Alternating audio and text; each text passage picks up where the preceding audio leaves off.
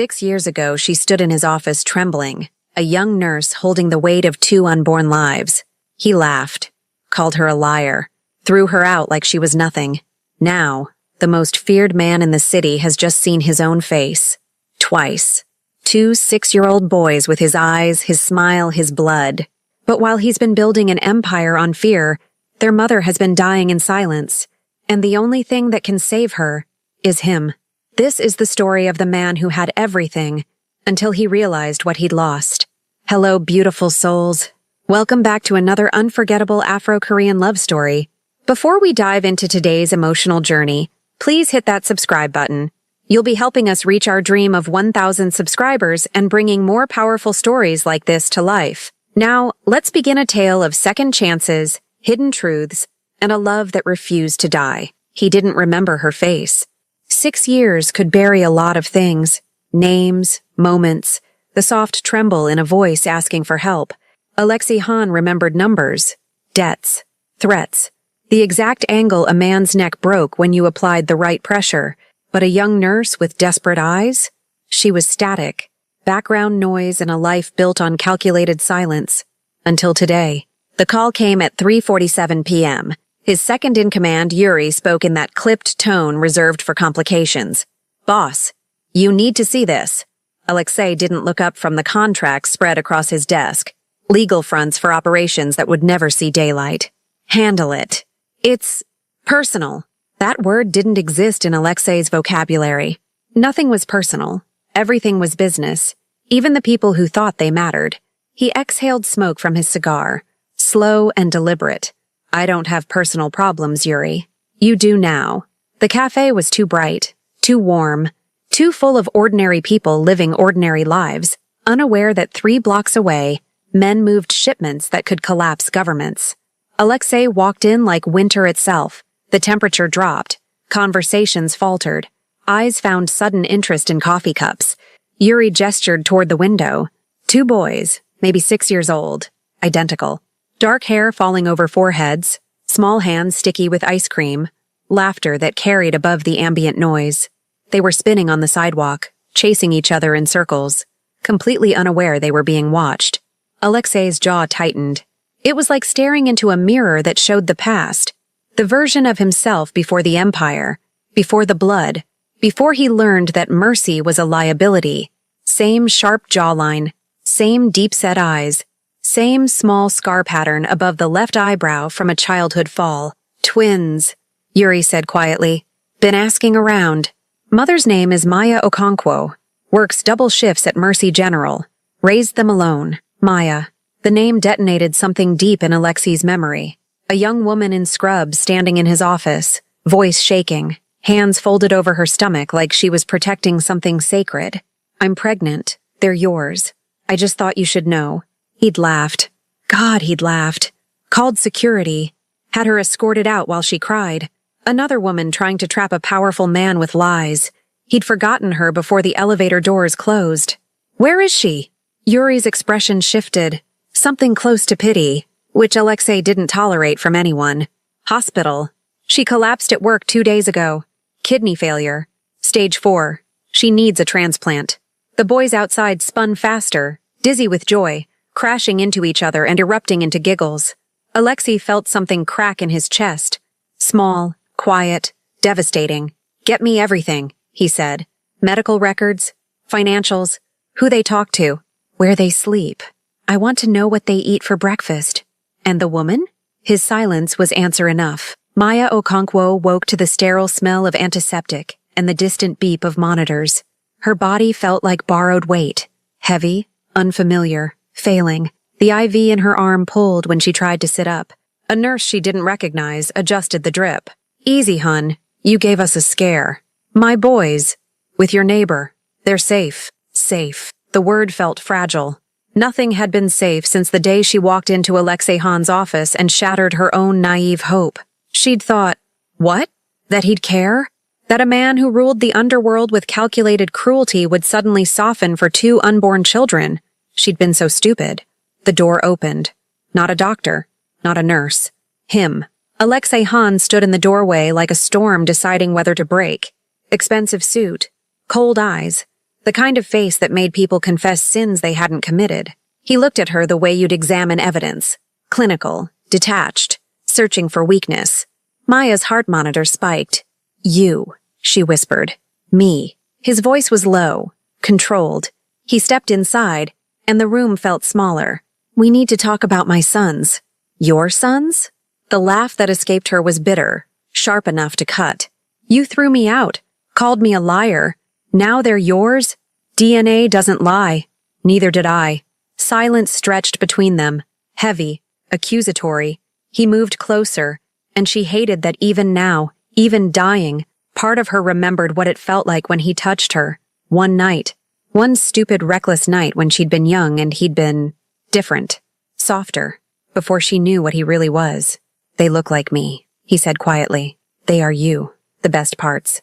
Before you became this." Something flickered in his expression, almost human, almost regret. Then it was gone, locked behind that impenetrable mask. "You're dying. I'm aware. I can fix it. You can't fix everything with money and threats, Alexei. Watch me." He leaned closer, and she smelled expensive cologne and smoke. "I'm getting you a kidney. Best doctors. Private facility. Whatever it costs." "Why?" Her voice broke. "Why now? Because you finally believe me? Because you saw them and realized you threw away?" "Because they're mine. Flat. Absolute. And I protect what's mine. They're not yours. You didn't earn them. I raised them. Alone. While I what? Built an empire? You think I knew?" His control slipped, just for a second. "You think if I'd known I would've—" He stopped. Exhaled. "Reset. I'm not asking permission, Maya. I'm telling you what's going to happen. You're getting the transplant. The boys are going to know their father. And you—" His eyes held hers, unflinching. "You're going to let me fix what I broke." She wanted to scream, to fight, to tell him that love couldn't be commanded like his soldiers. But she was so tired. And he was right about one thing. She was dying. "If you hurt them, I won't.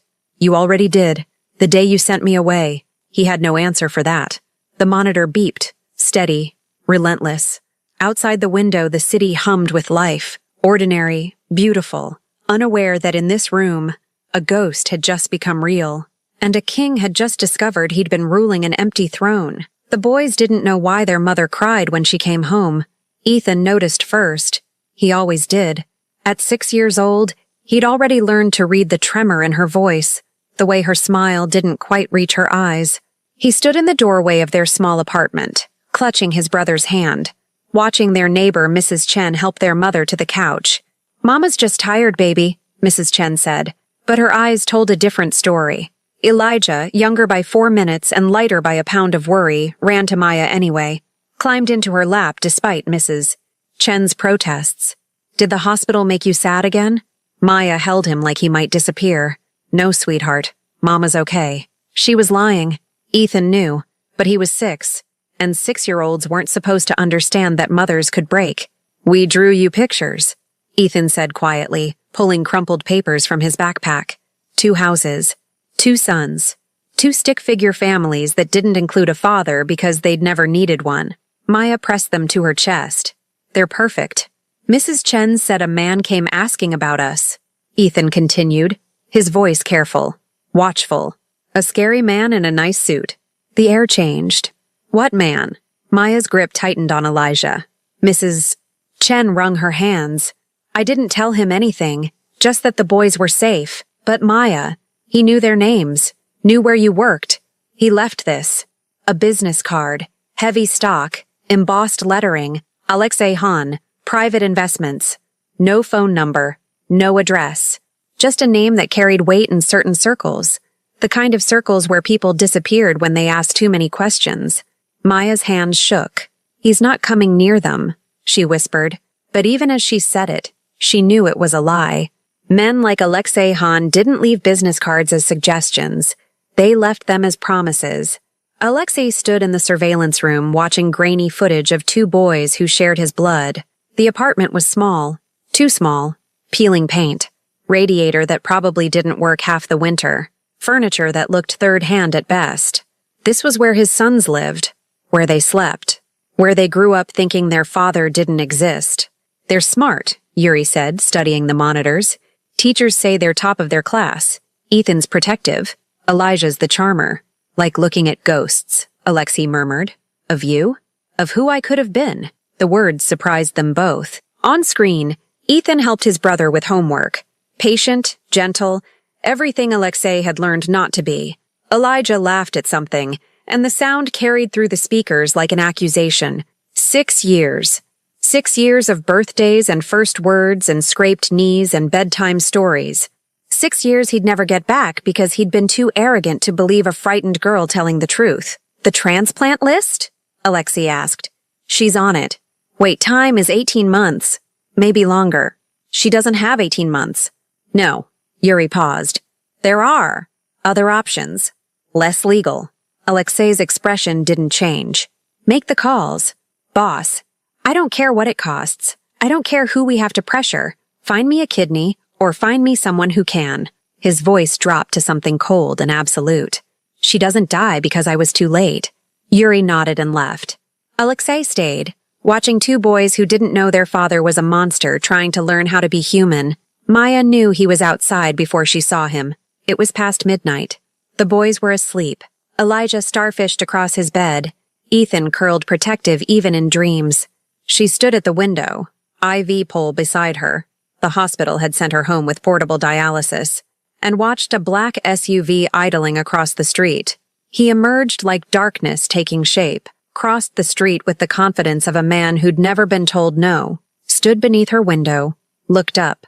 Their eyes met through glass and distance. He didn't wave, didn't smile, just stood there, a vigil or a threat, she couldn't tell which. Her phone buzzed. Unknown. I found a donor. Surgery scheduled for next week. Her breath caught. Maya. How? Unknown. You don't want to know. Maya. I can't afford. Unknown. You're not paying. I am. Maya. Why? 3 dots. Then nothing. Then? Unknown. Because 6 years ago you told me the truth and I called you a liar. Because my sons sleep in an apartment with broken heat. Because you're dying and it's my fault. Maya. It's not your fault I'm sick. Unknown. It's my fault you raised them alone. She looked down. He was still there, phone in hand, staring up at her like she was the equation he couldn't solve. Maya.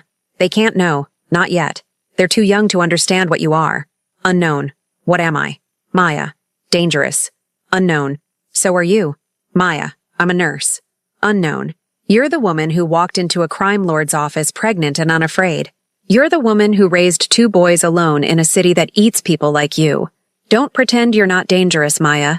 You terrify me more than any enemy I've ever faced. Her vision blurred. Maya. After the surgery. If I survive, we'll talk about them meeting you. Unknown. You'll survive. I'll make sure of it. Maya. You can't control everything. Unknown. Watch me. The SUV's engine started. He stood there one moment longer. A man who commanded empires, rendered helpless by 2 sleeping boys and a dying woman who'd once believed he could be good. Then he was gone. Maya slid down the wall, phone pressed to her chest, and let herself cry for the first time since the diagnosis. Not because she was dying, but because for the first time in 6 years, she wasn't carrying the weight alone, and that terrified her more than any illness ever could. In his penthouse across the city, Alexei poured whiskey he didn't drink and stared at a photograph Yuri had acquired. Maya, younger, smiling, standing between 2 toddlers with ice cream sticky faces. She looked happy. He'd stolen that from her. I'll fix it, he whispered to the empty room, even if it costs me everything. Outside, the city glittered, beautiful and brutal, and unaware that its most feared king had just discovered he had something worth losing. And in a small apartment across town, 2 boys slept soundly, dreaming ordinary dreams, not knowing their world was about to change forever. The hospital room was too white, too clean, too full of machines that beeped promises they might not keep. Maya lay small against sterile sheets, IV lines running like rivers mapping her survival. Pre-op. 6 hours until surgery. 6 hours until a stranger's kidney, acquired through methods she'd chosen not to question, would either save her or become her beautiful grave. The boys didn't understand why they couldn't stay. Mama needs rest before her big surgery, Mrs. Chen had explained, ushering them toward the door. Elijah cried. Ethan stayed silent, but his eyes, Those eyes that looked too much like their father's held questions a 6-year-old shouldn't have to ask. Will you come home? Maya had kissed their foreheads and lied with her smile. I'll see you tomorrow, my loves. Now the room felt haunted by their absence. The door opened without knocking. Because men like Alexei Hahn didn't ask permission, not even from hospital staff who tried to enforce visiting hours. He filled the doorway. Expensive coat dark against the fluorescent lighting, face unreadable. In his hands, something small and bright. 2 drawings. The ones the boys had made. The stick-figure families with their crayon sons. They left these at the nurse's station, he said quietly. Asked me to make sure you got them. Maya's breath caught. You saw them? From a distance. He stepped inside, and she noticed what she'd missed before. The tension in his shoulders, the careful way he held himself, like a man defusing a bomb. I didn't approach. You asked me not to, but you were here. I'm always here. He set the drawings on her bedside table with a gentleness that seemed wrong on hands she knew had ended lives. Every day since you were admitted. Watching. Making sure. Making sure of what? That you're safe. That they're safe. That the doctors I'm paying obscene amounts of money to are doing their jobs. He pulled a chair close, not touching her but near. That you don't disappear before I can. He stopped, looked away. Before you can what? Maya pressed. Apologize. The word landed between them like something fragile. Alexei Hahn didn't apologize. He commanded. Destroyed. Rebuilt empires from ash and fear. But here, in this 2-white room, he looked almost human. I should have believed you, he continued, voice low, controlled, each word measured like it cost him. 6 years ago. You came to me terrified and honest, and his jaw tightened. I destroyed you because I couldn't imagine someone wanting nothing from me except the truth. You thought I was lying. I thought everyone was lying. It's how I survived. He finally met her eyes. But you weren't. And I sent you away. Sent them away. And now you're here because your body's failing from the stress of raising 2 children alone while working yourself to exhaustion. That's not. It is. Firm. Absolute. I checked your medical records, Maya. Every hospitalization, every missed payment you worked double shifts to cover, every time you chose their food over your medication. His voice cracked, just slightly. You've been dying by degrees because I was too much of a coward to face what we made. Tears burned her eyes. They're not a mistake. No, they're the only real thing I've ever created. He leaned forward, elbows on knees, and for a moment looked like a man confessing sins to a god who'd stopped listening. I've built an empire on fear, on violence, on making people disappear when they become inconvenient. But those boys... He pulled out his phone, showed her photos she didn't know existed, Ethan helping Elijah tie his shoes, both of them laughing at the playground, sleeping curled together like quotation marks. I've been watching them for weeks, Alexei admitted, learning who they are. Ethan thinks too much, carries weight that isn't his. Elijah trusts too easily, sees good in everything. His voice dropped to something raw. They're better than me, better than anything I deserve. They're yours, Maya whispered. Whether you deserve them or not. That's what terrifies me. He set the phone down. I don't know how to be what they need. I know how to intimidate, how to strategize, how to make grown men weep. But bedtime stories? Scraped knees? Teaching them how to be good when I've spent my life being, you're not just what you've done, Alexei. Aren't I? His eyes held hers. Dark, haunted. I've killed people, Maya. Ordered executions. Destroyed families for profit. What do I tell them when they're old enough to ask what their father does? You tell them the truth, that you're trying to be better. Am I? The question hung there. Genuine, desperate. Maya reached out, slow, careful, and took his hand.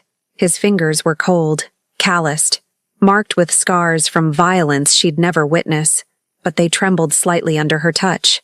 The man who threw me out 6 years ago wouldn't be here, she said softly. Wouldn't have found me a kidney. Wouldn't have watched over 2 boys he could have ignored. Wouldn't look at their drawings like they're sacred texts.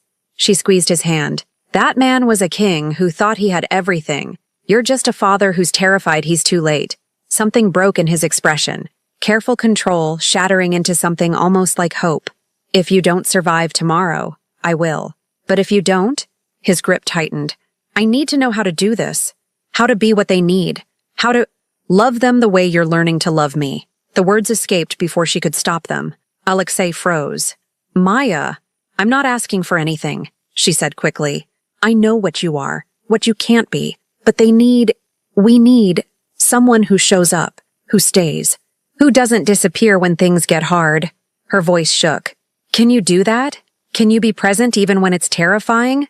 I don't know. That's the most honest thing you've ever said to me. He laughed, sharp, broken. I've toppled governments, moved millions in untraceable accounts, made senators disappear. But 2 6-year-olds and their dying mother have me completely paralyzed. Good, Maya smiled. That means you care. I do. He brought her hand to his lips. Not a kiss, just contact. Connection. More than I've cared about anything in a very long time. And he searched for words. Terrifying. Welcome to parenthood. The monitors beeped their steady rhythm. Outside, the city hummed with ordinary life. Inside this room, a crime lord and a nurse held hands across an impossible divide. When you wake up tomorrow, Alexei said quietly, I'll be here. And the day after. And the day after that. I can't promise I'll be good at this. Can't promise I won't fail them, but I promise I'll stay. That's all they need. All I need. Even knowing what I am. Especially knowing what you are. She smiled. Sad. Hopeful. Because if a man like you can choose love over power, maybe there's hope for all of us. He had no answer for that. Just held her hand as the sun set through hospital windows, painting them both in gold and shadow, 2 broken people trying to build something whole from the wreckage of their past. And somewhere across the city, 2 boys slept soundly, not knowing that tomorrow, their mother would fight for her life, and their father would finally learn what it meant to pray. The surgery took 9 hours. Alexei knew because he counted every minute. Sat in a private waiting room his money had secured, surrounded by leather furniture that cost more than most people's cars, and learned what powerlessness felt like. He'd made calls, threatened the surgical team's predecessors, offered bonuses that could buy small islands. None of it mattered now. Maya's life rested in the hands of doctors he couldn't control, guided by fate he couldn't negotiate with. For the first time in 15 years, Alexei Han was helpless. Yuri brought coffee he didn't drink. The boys are asking about her. What did you tell them? That their mother is very strong. That she's fighting. Yuri paused. Mrs. Chen is with them. They drew more pictures. Want to show her when she wakes up. When, not if, as though certainty could manifest reality. I need to meet them, Alexei said quietly. Properly. Not watching from cars. Not surveillance footage. Is that wise? If this goes wrong, it won't. He said it like a command to the universe. It can't. Boss, you don't control biology. I control everything else. But even as he said it, the words felt hollow. He couldn't control the way his hands shook. Couldn't control the images flooding his mind. Maya's smile from 6 years ago. The boy's laughter. A future that might end before it began. His phone buzzed. A message from an unknown number, but he knew the source. One of his contacts inside the OR. Kidney is integrating. Vitals stable. She's fighting. Alexei exhaled for what felt like the first time in hours. She's going to make it, he whispered. You don't know that. I do. He looked at Yuri, this man who'd stood beside him through wars and betrayals, who'd never seen him crack. Because she promised those boys she'd come home, and Maya doesn't break promises. She woke to voices. Soft. Gentle, reading something with the careful pronunciation of someone for whom English was a learned language. And the brave knight realized that true strength wasn't in his sword, but in his heart. Alexei. Maya's eyes fluttered open. The world came into focus slowly. Recovery room, dim lighting, the persistent beep of monitors confirming she was alive. And beside her bed, in a chair pulled close, Alexei Han sat reading a children's book. He looked exhausted. Suit jacket discarded, shirt sleeves rolled up, hair disheveled, like he'd been there for days. You're awake, he said, setting the book down immediately. You're reading to me? Her voice was rough from intubation. The nurses said talking helps. I didn't know what to say, so he gestured awkwardly at the book. Elijah's favorite. Mrs. Chen told me. Something warm bloomed in Maya's chest. Not the surgical pain, but something sweeter. How long? 16 hours since surgery. Doctor says the kidney is functioning. His voice caught. You're going to live. Tears spilled before she could stop them. Relief, gratitude, the overwhelming weight of a future she'd stopped letting herself imagine. Alexei moved without thinking, stood, leaned down, gathered her carefully against his chest. She felt his heart racing, felt the way he held her like she might dissolve. I thought I'd lost you, he whispered against her hair. Thought I'd have to tell them their mother was gone because I was 6 years too late. You're here now. That's what matters. Is it? He pulled back just enough to meet her eyes. Is being here now enough to erase 6 years of absence? No. She was honest because he needed truth, not comfort. But it's a start. And starts matter, Alexei. They're how we build everything else. He nodded, jaw tight with emotion he didn't know how to express. They want to see you, he said. The boys. Mrs. Chen's been putting them off, but bring them. Maya's smile was weak but real. I promised I'd come home. You're not going anywhere for another week. Doctor's orders. Then bring home here. Ethan saw his mother first and ran. Not the careful, measured run of a boy who thought too much, but the desperate sprint of a child who'd been terrified and was suddenly, brilliantly relieved.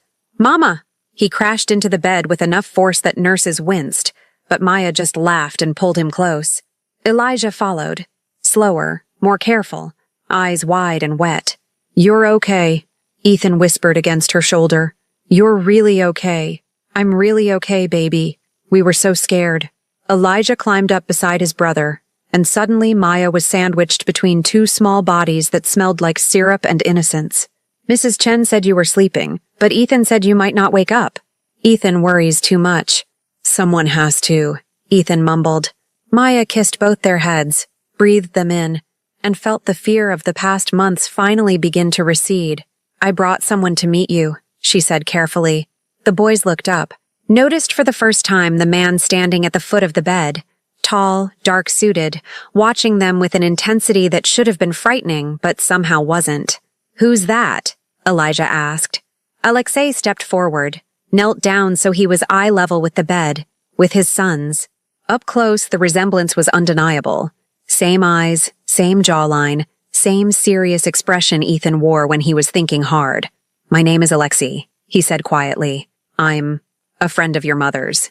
You look like us, Ethan observed, because 6-year-olds noticed everything. I do. Alexei glanced at Maya. A silent question. How much do we tell them? She nodded. The truth. Age-appropriate, but truth. Alexei took a breath. That's because I'm your father. Silence. Elijah blinked. Like, our dad? Yes. Where were you? Ethan's voice was small, hurt. The question of every child who'd grown up with an empty space at the dinner table. And here, right here was the moment that would define everything.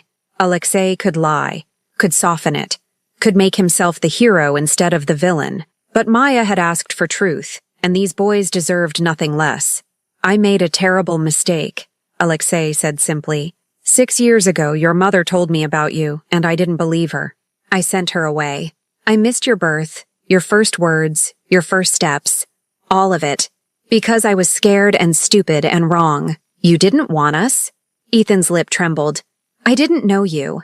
And that's not an excuse. It's just the truth. But now I do know you. I've been watching you both for weeks, learning about you. And Ethan? He looked directly at his son, this small, serious boy who carried too much. You're brave and protective and so smart it terrifies me. And Elijah? You're kind and funny and you see good in everything. You're both extraordinary. And I know I don't deserve to be your father, but if you'll let me, I'd like to try. Will you leave again? Elijah asked. No. Promise? I promise. Ethan studied him with those two old eyes. Mama says promises are serious. They are, and I've never broken one. Alexei extended his hand, formal, respectful. So I'm promising you both, I'm not going anywhere. Even when it's hard, even when I mess up, I'll stay. Ethan looked at his mother. She nodded, smiling through tears. Slowly, carefully, Ethan took Alexei's hand and shook it. Okay, but if you make Mama cry again, I'll be really mad. That's fair.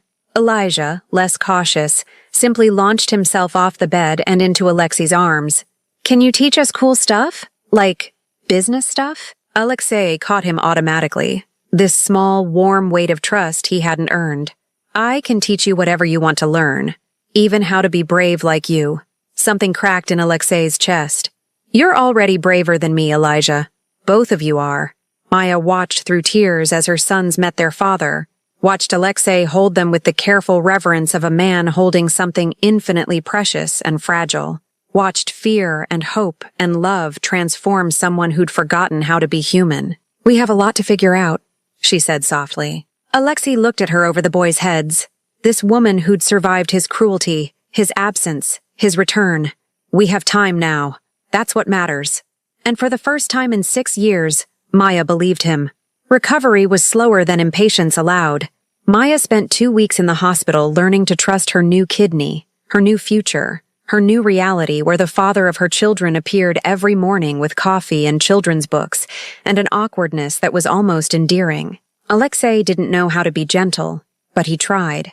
Brought puzzles the boys could do at her bedside. Hired a teacher to keep them on track with schoolwork. Sat through medication schedules and doctor's explanations with the focus he usually reserved for territory negotiations. He was building something. Not an empire this time, but a family. And he had no blueprint for it. You don't have to be here every day, Maya said on day 9, watching him help Elijah with fractions. Where else would I be? Running your business. She still didn't say the word. Couldn't reconcile the man reading math problems aloud with the crime lord who made people disappear. Yuri handles it. I handle this. He glanced at her. Unless you want me to leave?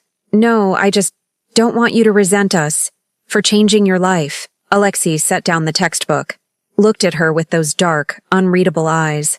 Maya, you didn't change my life. You gave me one worth living. Ethan, coloring in the corner, looked up. That's really romantic, Dad. Dad. The word landed like a bomb made of hope. Alexei's expression shifted. Surprise. Then something dangerously close to joy. Yeah? Yeah? Can I call you that? Or is it weird because we just met? You can call me whatever you're comfortable with. Okay, Dad. Ethan said it casual, testing the weight. Then smiled. Small. Shy. It sounds nice. Elijah abandoned his fractions immediately. Me too.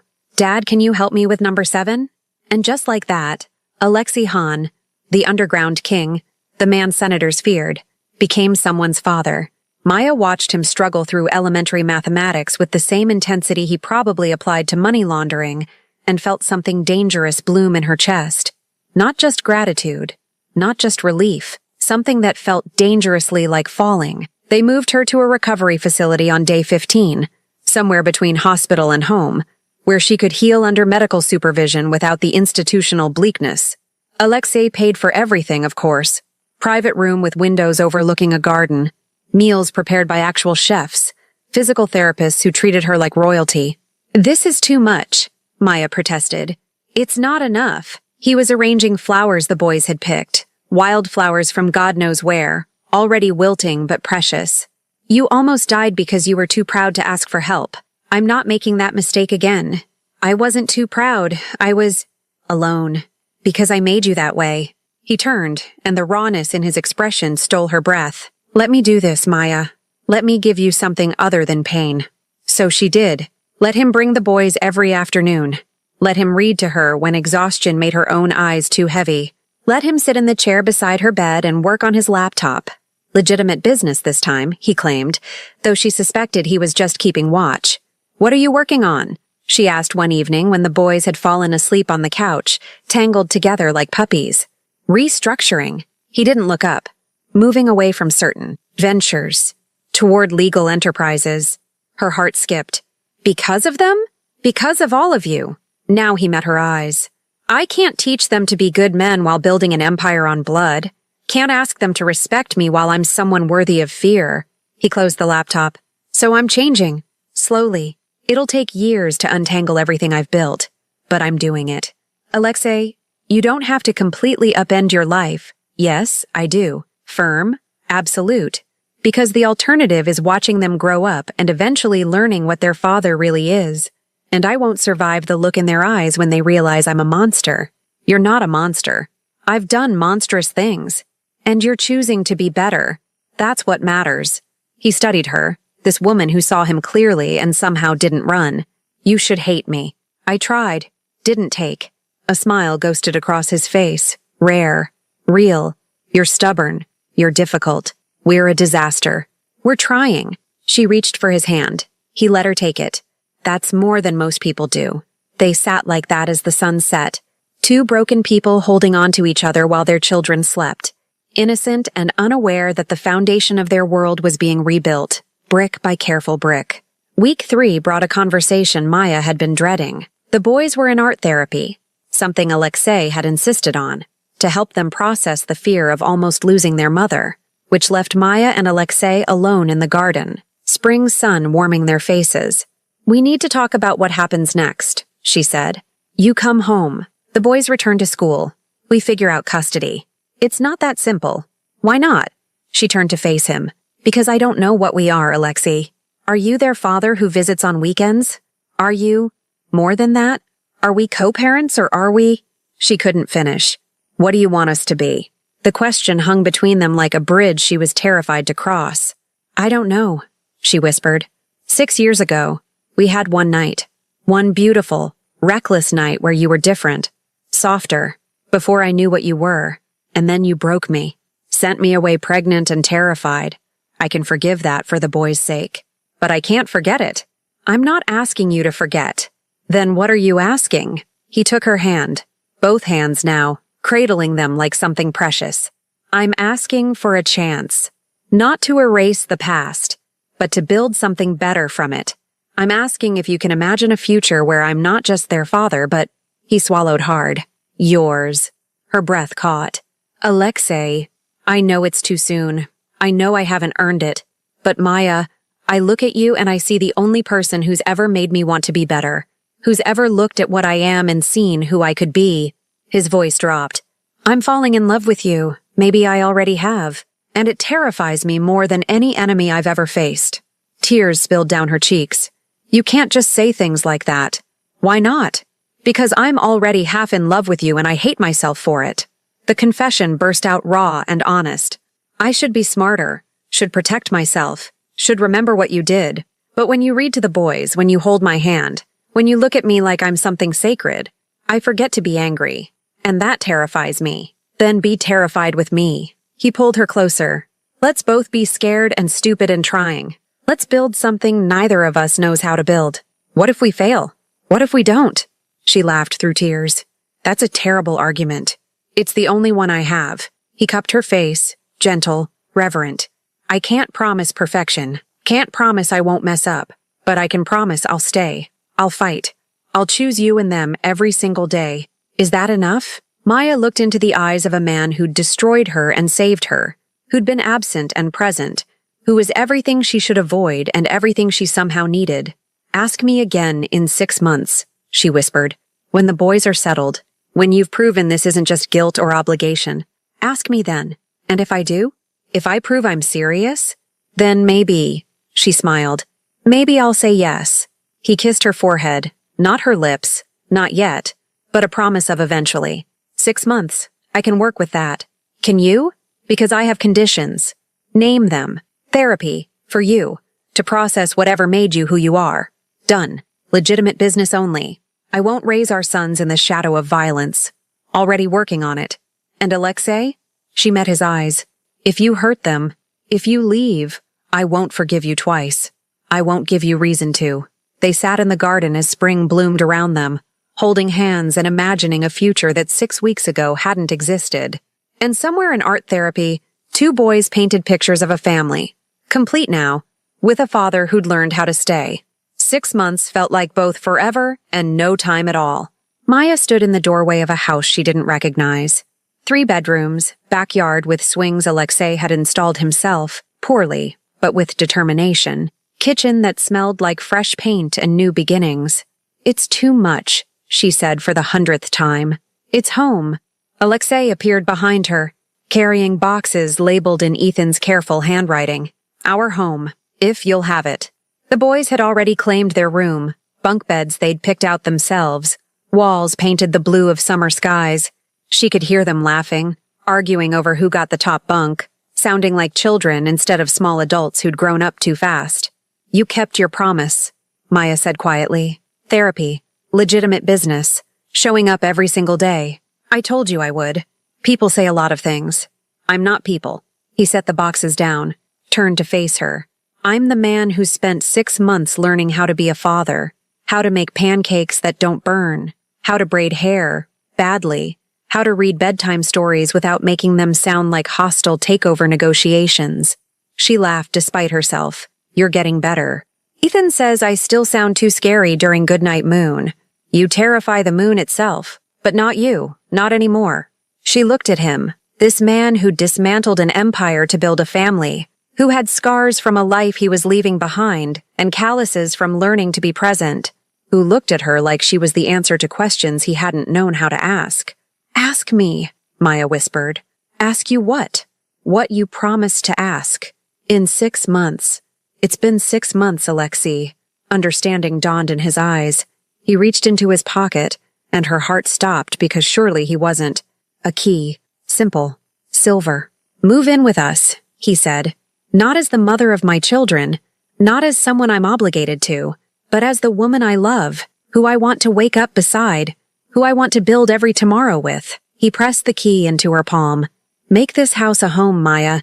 Make me better than I was. Say yes. She looked at the key, at him, at the future spreading out like an unwritten story. Yes, she breathed. Yes to all of it. He kissed her then, finally, after 6 months of waiting. Soft and desperate and full of promises neither of them knew how to keep, but would die trying. Dad, Mama, we decided. Elijah's voice carried from upstairs.